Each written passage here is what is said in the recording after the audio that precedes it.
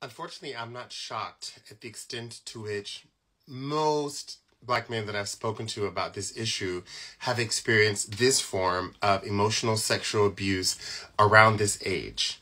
Literally around the age of 13, 14, from, again, white men, other white boys, excuse me, wanting to know, is the myth real? In her chapter, It's a Dick Thing, from We Rule Cool, Bell Hooks writes, many womanizing Black males have experienced traumatic sexual abuse in childhood. It scars them for life. We saw Antoine Fisher, and it's one of the only depictions where we've ever seen a Black man explore that aspect of his reality. And when they receive the message from the culture that real men should be able to endure abuse as a rite of passage and emerge with their sexual agency intact, like Sweet Sweetback, there is no cultural space for them to articulate that they are sexually abused, that they are damaged and in need of sexual healing.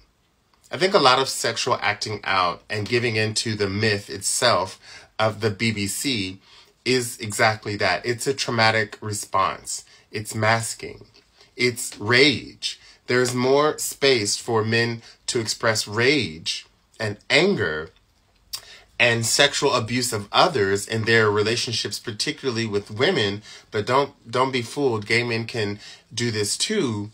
That we often don't see that as helplessness, as she explains in this chapter. I wish I could read much more of this chapter to you, but she really uses the F word in explaining, for example, patriarchal effing, and how it's just a sexual minstrel show that we've learned to put on and wear so tough, so neat that I think many of us can't even distinguish it from our own skin. That is how deep that white supremacy has penetrated our hearts and minds, that we become that BBC monster. And we play it so cool and so well, and in a culture that literally celebrates it. I challenge you. I'm into hip-hop. I bet each of you could name a hip-hop lyric where somebody's bragging about his BBC.